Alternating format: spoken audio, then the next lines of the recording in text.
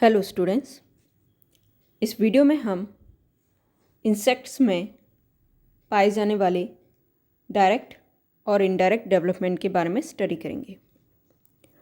Insects में generally eggs ले किए जाते हैं और एग्स से जो हैच आउट होता है वो एक इमैच्योर लार्वा होता है जो कि फिर एक सेक्सुअली मैच्योर रिप्रोड्यूसिंग एडल्ट में ट्रांसफॉर्म होता है, जो कि उस लार्वा स्टेज से फॉर्म में, स्ट्रक्चर और हैबिट तीनों में डिफ़र करता है। ये जो पूरा प्रोसेस है, ट्रांसफॉर्मेशन है, इसे मेटामॉर्फोसिस बुलाया जाता है। इंसेक्ट्स में जनरली या तो डायरेक्ट डेवलपमेंट देखने को मिलता है, यानी किसी भी प्रकार का ट्रांसफॉर्मेशन नहीं देखने को मिल रहा, या फिर आधा या कंप्लीट प्रकार का मेटामॉर्फोसिस देखने को मिलता है। तो ये जो 4 प्रकार के डेवलपमेंट इंसेक्ट्स में होते हैं, इनमें से जो डायरेक्ट डेवलपमेंट है उसे हम एमेटाबोलस डेवलपमेंट बुला सकते हैं। जो एक अपूर्ण प्रकार का इनकम्प्लीट डेवलपमेंट है उसे हम हेमीमेटाबोलस डेवलपमेंट बुलाते हैं। तीसरे प्रकार का डेवलपमेंट है ग्रेजुअल मेटामॉर्फोसिस या पोरोमेटाबोलस डेवलपमेंट। और चौथे प्रकार का डेवलपमेंट है एक कंप्लीट मेटामॉर्फोसिस, पूर्ण रूपांतरण या होलोमेटाबोलस डेवलपमेंट। पहले हम देखते हैं एमेटाबोलस डेवलपमेंट, यानी कि नो मेटामॉर्फोसिस, यानी जहाँ पर किसी भी प्रकार का मेटामॉर्फोसिस या रूपांतरण नहीं हो रहा है।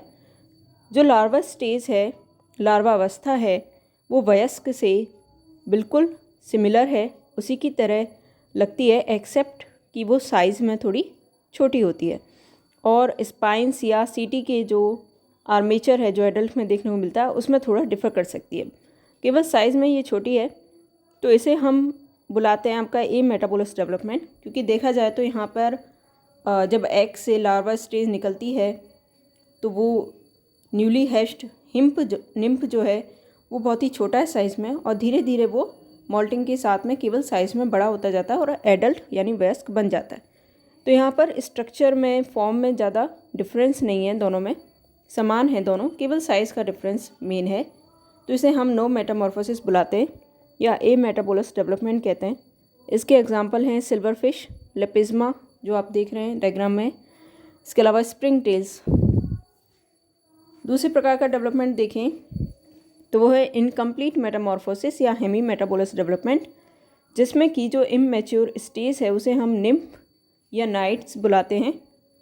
ये जो है एडल्ट से या वयस्क से अपनी हैबिट में और कुछ स्ट्रक्चर में दोनों में डिफ़र करते हैं, क्योंकि ये जो निम्फ्स या नाइट्स हैं ये एक्चुअली एक्वेटिक होते हैं, जल में रहने वाले जलीय होते हैं और ट्रैकियल गिल्स के द्वारा रेस्पायरेशन करते हैं।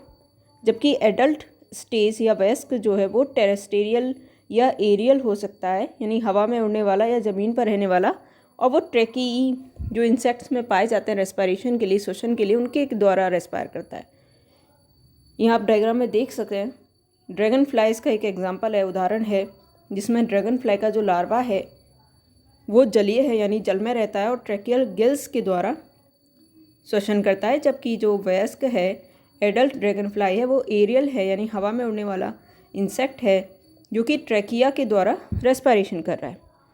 तो इसे हम इनकम्प्लीट मेटामॉर्फोसिस बुलाते हैं। इसके उदाहरण हैं ड्रैगन फ्लाइज, मे फ्लाइज और स्टोन फ्लाइज। इनमें इस प्रकार का डेवलपमेंट देखने को मिलता है। फिर आता है ग्रेजुअल मेटामॉर्फोसिस या पोरोमेटाबोलस डेवलपमेंट, जिसमें कि जो एग से हैच होने वाला, निकलने वाला क्रिएचर या छोटा सा लार्वा है वो एडल्ट से रिजेंबल तो कर रहा है, यानी वयस्क की तो समान दिख रहा है, लेकिन वो सेक्सुअली इमैच्योर है, यानी उसमें जेनिटल अपेंडेजेस प्रेजेंट नहीं है और साथ में विंग्स भी एब्सेंट है। तो इसमें कई सारी मॉल्टिंग्स होने के बाद, कई सारी स्टेजेस होने के बाद ये एडल्ट में ट्रांसफॉर्म होगा। इसमें विंग्स भी निकलेंगे और साथ में ये सेक्सुअली मैच्योर भी हो जाएगा। जो एक्सटर्नल जेनिटल अपेंडेजेस हैं वो भी आ जाएंगे इसमें। तो ये जो मेटामॉर्फोसिस है ग्रेजुअल मेटामॉर्फोसिस कहला रहा है, जिसमें कि उदाहरण है grass hoppers, aphids, stink bug, cockroach etcetera. तो यहाँ पे मेन डिफरेंस ये है कि ये इसमें एक्सटर्नल जेनिटल अपेंडेजेस नहीं है, यानी सेक्सुअली इमेच्योर है, जबकि जो एडल्ट है वो सेक्सुअली मैच्योर है यहाँ पर।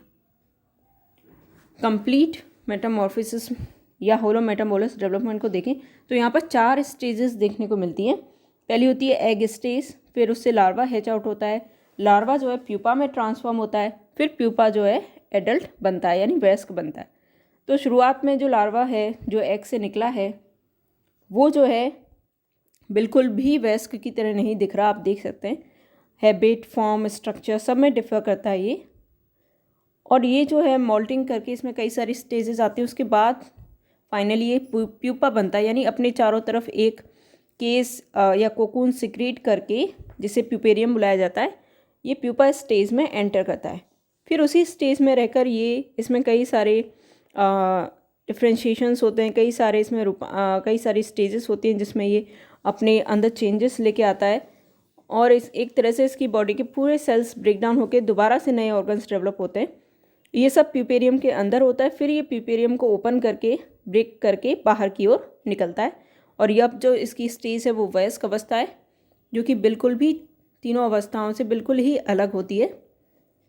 ये मैच्योर फॉर्म है, इसकी एडल्ट स्टेज है। तो इसके उदाहरण है हाउस फ्लाई, मॉस्किटो, बटरफ्लाई। इन सब में ये कंप्लीट मेटामॉर्फोसिस या जिसे हम होलो मेटाबोलस डेवलपमेंट कहते हैं वो देखने को मिलता है। 4 स्टेजेस वाला, पहली स्टेज एग, फिर लार्वा, फिर प्यूपा और एडल्ट। यहाँ डायग्राम में आप देख सकते हैं कि बटरफ्लाई में जो स्टेजेस होती हैं, लार्वा कैटरपिलर कहलाता है, बटरफ्लाई का प्यूपा उसका क्रिसैलिस कहलाता है और फिर फाइनल स्टेज है एडल्ट स्टेज या वयस्क अवस्था।